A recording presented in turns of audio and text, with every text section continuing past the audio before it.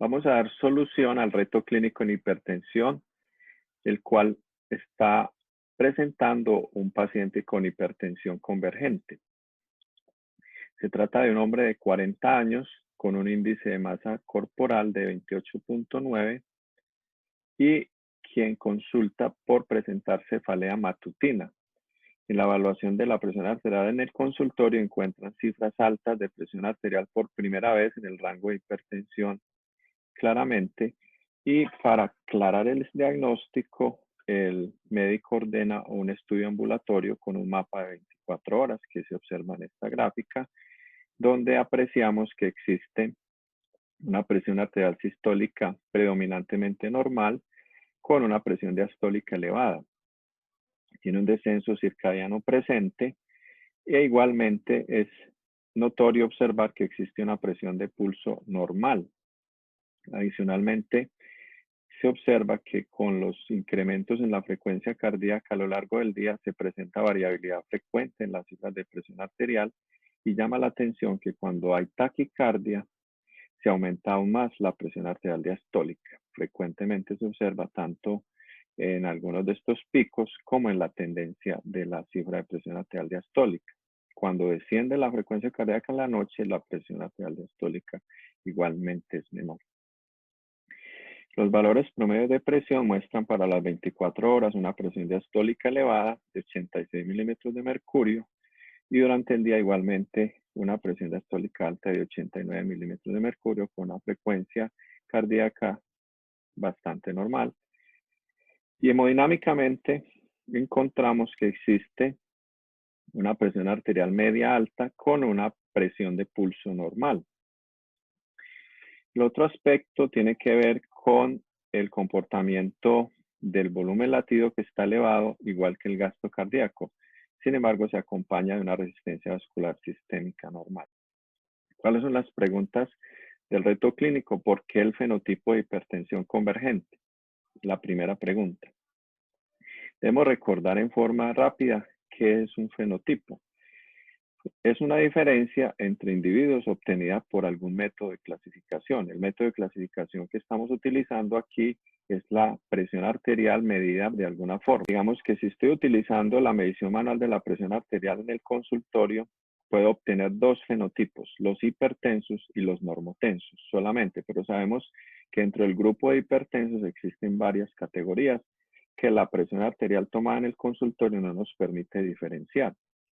Entonces, por ejemplo, cuando usamos el monitoreo de presión de 24 horas, obtenemos mayor número de clasificaciones. Podemos decir que hay hipertensos de bata blanca, hipertensos enmascarados y también hipertensos verdaderos en relación con los que están normotensos. Es decir, pasamos de tener 2 a tener 4 fenotipos basados solamente en las cifras de presión arterial.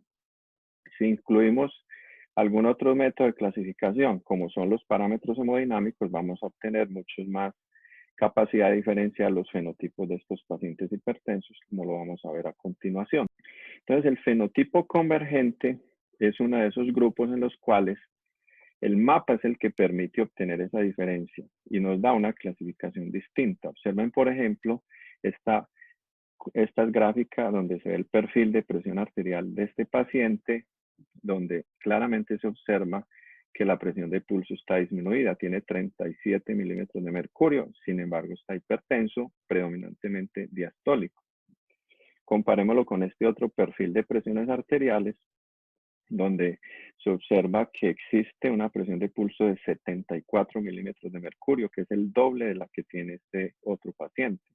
Es decir, hay claramente un incremento marcado en la presión de pulso con una hipertensión sistólica. Si comparamos los dos perfiles, nos vamos a dar cuenta que este es un perfil convergente y el otro es un perfil divergente, el de la derecha. Los hallazgos así descritos claramente tienen un sustrato hemodinámico. Estos pacientes con perfiles convergentes habitualmente tienen un sistema arterial mucho más elástico que los que tienen perfiles divergentes. ¿Qué es lo más característico en el mapa? Es la segunda pregunta. Lo más característico, lo primero es que tiene una presión de pulso disminuida, menor de 45 milímetros de mercurio. En este caso es de 40 milímetros de mercurio. Pero adicionalmente es llamativo que cuando se incrementa la frecuencia cardíaca, también se incrementa la presión arterial diastólica frecuentemente. Esa relación de incrementos en frecuencia cardíaca con incrementos en presión diastólica es supremamente importante porque nos permite ver cuáles son los efectos que tiene la frecuencia cardíaca sobre la presión arterial, los cuales los podemos aquí ver gráficamente. Cuando hay taquicardia, la duración del ciclo cardíaco se acorta y la presión arterial diastólica se incrementa. En este caso pasa de 80 a 90 milímetros de mercurio. Por el contrario, cuando hay bradicardia, la duración del ciclo cardíaco se alarga y la presión diastólica disminuye. En este ejemplo, de 80 a 70 milímetros de mercurio. Entonces, la relación que se observa en el mapa entre presión arterial y frecuencia cardíaca es muy importante siempre detallarla. Fíjense cómo aquí se incrementa la presión arterial diastólica con este pico de frecuencia cardíaca, igual acá, igual en este otro punto, y aquí también. Esos hallazgos implican que hay un sistema arterial elástico, porque habitualmente la taquicardia lo que ocasiona en los sistemas arteriales rígidos es que haya mayor divergencia. En otras palabras, cuando la taquicardia crea mayor convergencia en la presión arterial, es decir, aumenta más la presión diastólica, implica que el sistema arterial está muy elástico. Por eso este tipo de hipertensiones convergentes se observa más en pacientes jóvenes, habitualmente menores de 40 años, incluso hasta menores de 50 años. ¿Qué factores hemodinámicos explican este fenotipo en el mapa? El más importante es que la hipertensión convergente indica alta elasticidad del sistema arterial, como se ha mencionado, y por ende hay que tener claro que este hallazgo está relacionado con que se trata de un sistema arterial joven, habitualmente, como he mencionado, en personas menores de 40 años, y es una característica importante que se observa en el perfil de presiones. Adicionalmente, en estos casos es frecuente la existencia de un volumen latido aumentado y un gasto cardíaco también alto, con una resistencia vascular sistémica normal, es decir, corresponde a lo que llamamos un fenotipo cardiogénico, donde los parámetros cardíacos están elevados y son los que son responsables del hallazgo del perfil de presiones que se observan en estos pacientes.